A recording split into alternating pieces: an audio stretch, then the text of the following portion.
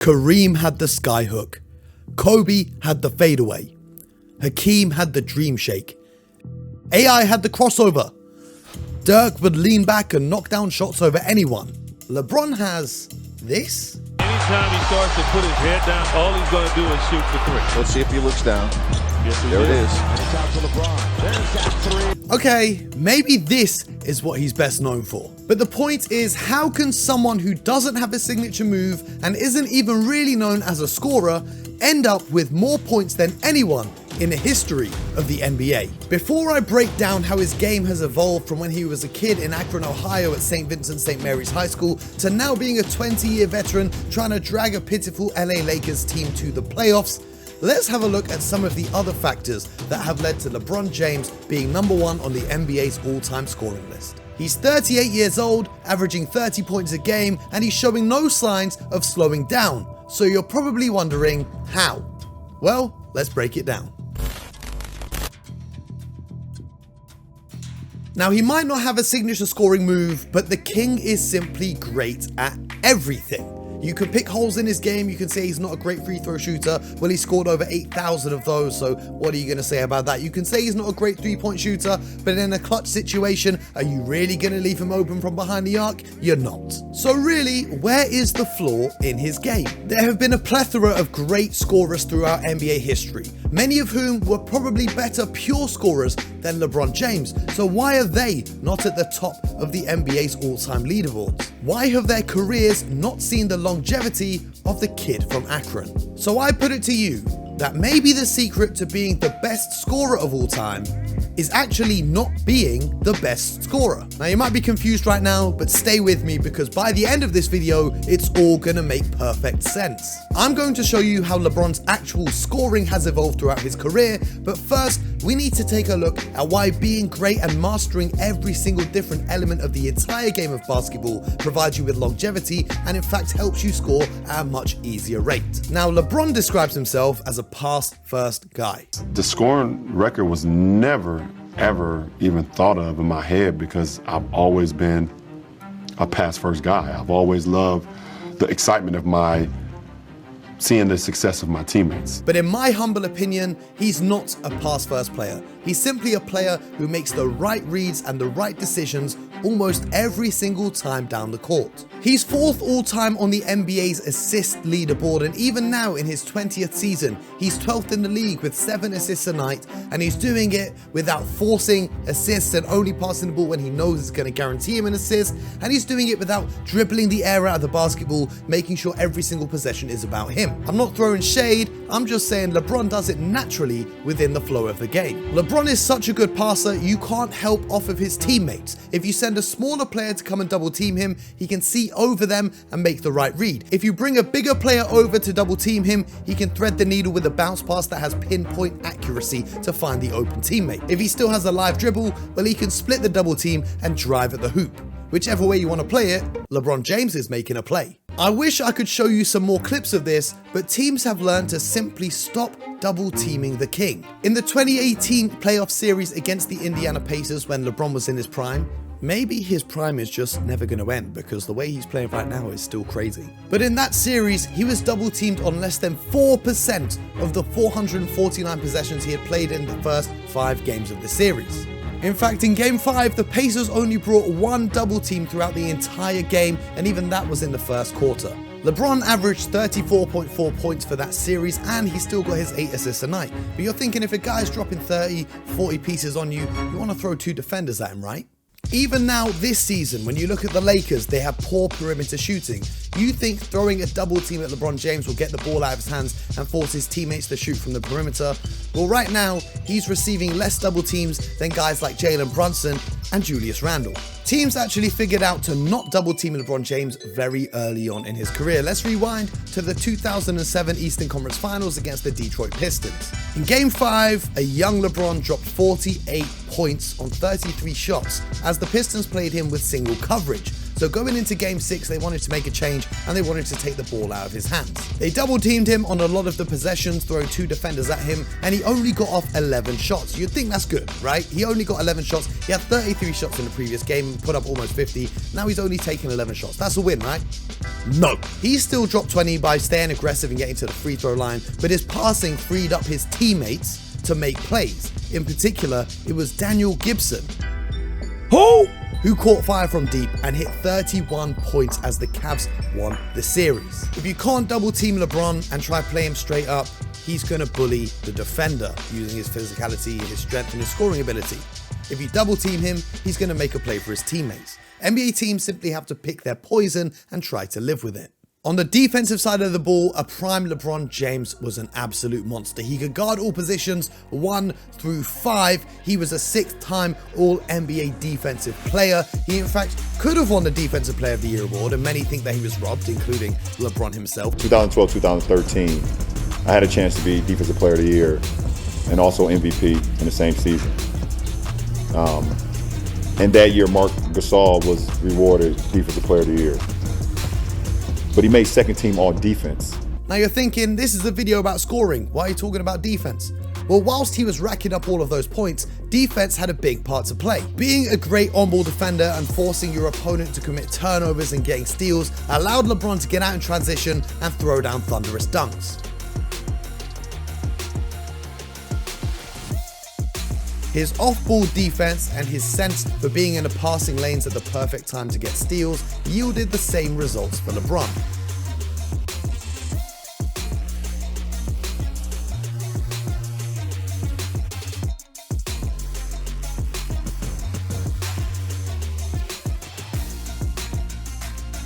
Even if LeBron's defense didn't directly lead to transition buckets, it's still an advantage. Forcing the other team into turnovers or misses allows you to attack a defense even if it's not in transition. You attack a defense that's not fully set up yet. You end up with cross matches. What's that? That's when a defense has hurried back and you bring the ball up the court and they've not had time to get set, so you've got smaller guys matched up with bigger guys, you've got bigs trying to guard out on the perimeter, and you can expose those mismatches. This is because if the opponent doesn't make a shot, you don't have to waste time taking the ball out of the basket and inbounding it while they're running back and getting set up. You can just go full force at them, and we know when you're talking about going full force with speed and with strength, that's LeBron's bag. The exact same principle can be applied to rebounding too.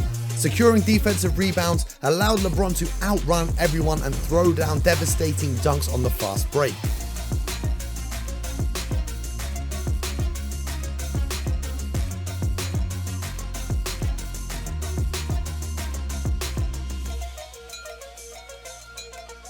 Oh, and just look at what happens if you let him get an offensive rebound too.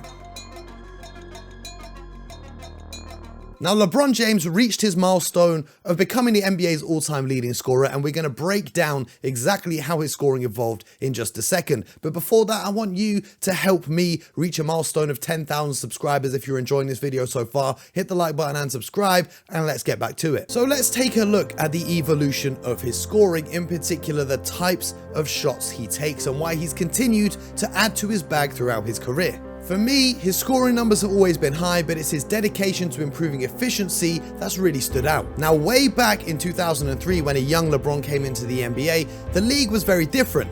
Tough big men patrolled the paint, there wasn't much space, it wasn't the three-point era that we see right now. Nevertheless, even with the big men protecting the rim, a young LeBron James at 19 managed to be 11th in the NBA at points scored in the paint in just his rookie season.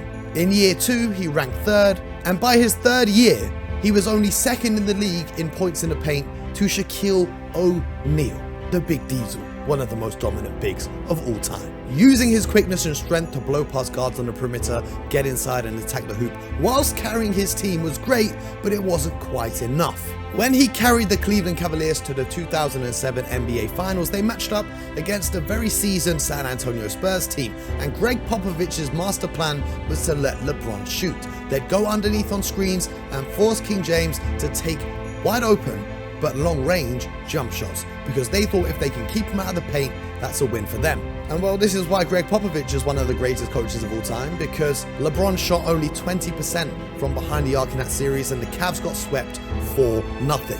Coming so close to the ultimate prize in basketball and coming up short left LeBron knowing that he had some serious work to do. So the following summer, he got together with Cavs assistant coach and former NBA sharpshooter Chris Gent to quietly work on his jump shot. They worked out for an hour and a half, 5 days a week, slowly tinkering with LeBron's jumper because Gent wanted LeBron to have what he described as a calmer jump shot. What this meant was better balance on his shot. When a player as big and as strong as LeBron is on the move, trying to stop on a dime and get yourself set to shoot and rise up and knock it down proves a little bit tricky. And then mechanically on his jump shot, he needed to make sure his elbow was locked in so that his elbow's not flared out and shots are wiring off left and right. If your elbow's locked in, your shot's going straight. Now, working on his jump shot religiously obviously paid off because 6 years later, LeBron was back in the finals against his old foes, the San Antonio Spurs, and guess what happened?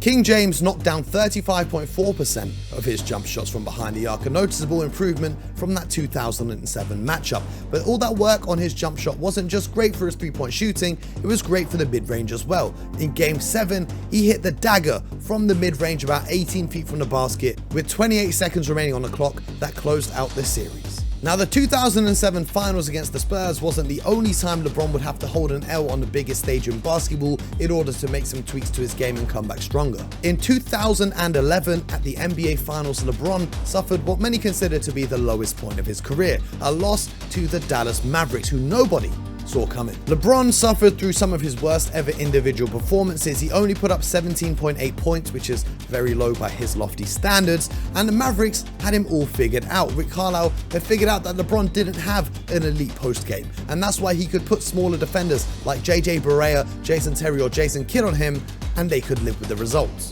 The underdog Mavs kept him out of transition, kept 3 bodies in the paint at all time, and disrupted his flow on offense. The result?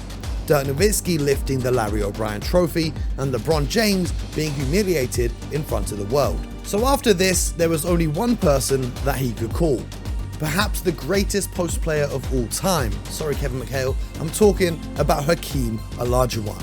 LeBron went to do 2 workouts a day with the Dream, where they'd work on his footwork, his rhythm, how he could leverage his body against the defenders. And then LeBron also started to study players like Michael Jordan, who had mastered the art of the fadeaway shot in the post. With all of this new knowledge under his belt, a more mature, a more composed, a more calm, more collected, more locked in LeBron came back the following season and put up some great numbers. He shot a career high 75.8% from within 3 feet of the basket, and the following season, he put 48.8% of the attempts between 3 foot and 10 foot away from the basket into the bucket the next year. Now, this paid dividends against a very quick, very athletic Oklahoma City Thunder team who were wary of LeBron's drives to the hoops. Eric Spoelstra made an effort to run some offense through LeBron on the post where he could control the tempo and the flow of the offense. The results? 29 points, 7 assists, and an NBA championship. That was the first one that had been eluding him for so long. When he returned to Cleveland in 2014, he didn't fall in love with the three-point revolution that was sweeping the NBA at the time. He continued to dominate the interior and put up some of the best scoring numbers we've seen in the paint since Shaquille O'Neal in his prime in the year 2000. However, as he's aged, he has become more reliant on the perimeter jump shots, but they've noticeably improved, and this has led to the invention of the ckYou. Out of the 38,390 points he scored through his career so far, 6,711 have been from behind the arc, 8,047 have been from the free throw line. Not bad for a player that some call a bad shooter. He scored 4,192 points from dunks, but the part that stands out to me is that he has received and ones in his career more times than his shot has been blocked. That means if you go up to block LeBron James, you are far more likely to foul him and he still scores the basket and then goes to the free throw line to score the free throw than you are to block him. So why bother? Now, the only question left to answer is how LeBron James is able to evolve his game constantly. How is he able to go through his entire career without a major injury? How is he able to go to 8 straight NBA finals leading to a shortened offseason, yet still come back the next year and dominate like he never left? Why can't other players replicate what he's doing? Now, some of it is luck and some of it is God-given talents, but most of it, I'm saying 99% of it, is hard work and dedication. Now, it's a well-known fact that LeBron spends over $1 million a year on his body, but he's obsessed with every single detail, whether it's physical performance or whether it's recovery, LeBron James has got it all covered. Check this out. Now, first of all, LeBron prioritizes sleep. He sleeps 12 hours a day, some days maybe more, and that's a subject we're going to talk about in another video on this channel. He does yoga and he meditates. He lifts weights obsessively and has a cardiovascular system so good that he could go and compete in any sport in the world and probably perform at a very high level. He has a whole army of chefs, trainers, physiotherapists, and more on hand to help him with whatever he needs. But here's some things that really caught my attention. LeBron takes it to an even deeper level now. We all know he's worked on his biomechanics, which affects the way he lands and he jumps so that he can take stress off his knees and his back as he continues to get older. But what I found out in my research is that he actually invests money into the science of biomechanics to invest in his future so that if they make any new discoveries, he'll be the first in line to know. Now, this obsession with the effects of mechanical laws on how the body performs and recovers is insane, because in 2015, when he injured his back, he made a return far quicker than any other athlete possibly could have. It gets even crazier. He focuses on things like optimal blood circulation around his body. He was one of the first athletes in the world to get a cryotherapy chamber installed in his house. Because as the league around him continues to get younger and quicker and stronger, the king needs to retain his throne year after year. So now that King James has taken his seat on the throne of NBA scoring, what are we going to talk about? Is he truly the greatest of all time? I'm going to leave that up to you guys to decide in the comments below. Is he now by default the greatest scorer of all time? Well, you can't argue with the numbers. You can throw out the hypotheticals of what if Kareem didn't spend 3 years in college and came straight out of high school like LeBron did, or what if Michael Jordan didn't retire twice during his prime years, but the truth is we're never going to know the answers to those. There's only one thing that we can do. We are all witnesses to a truly historic feat, a truly special athlete creating truly special moments of history. Congratulations to LeBron James, and long live the king. Now, if you're still watching the video at this point, that means you really enjoyed it, so please do go ahead and press subscribe, and as a reward for you guys sticking around to the very end, here's some more nuggets of information that I thought you guys would appreciate. Now, LeBron has had a triple-double. He's the first player to ever have a triple-double against every team in the NBA. But which franchise has he bullied the most? I mean, they renamed the city of Toronto as LeBronto for him bullying the Raptors.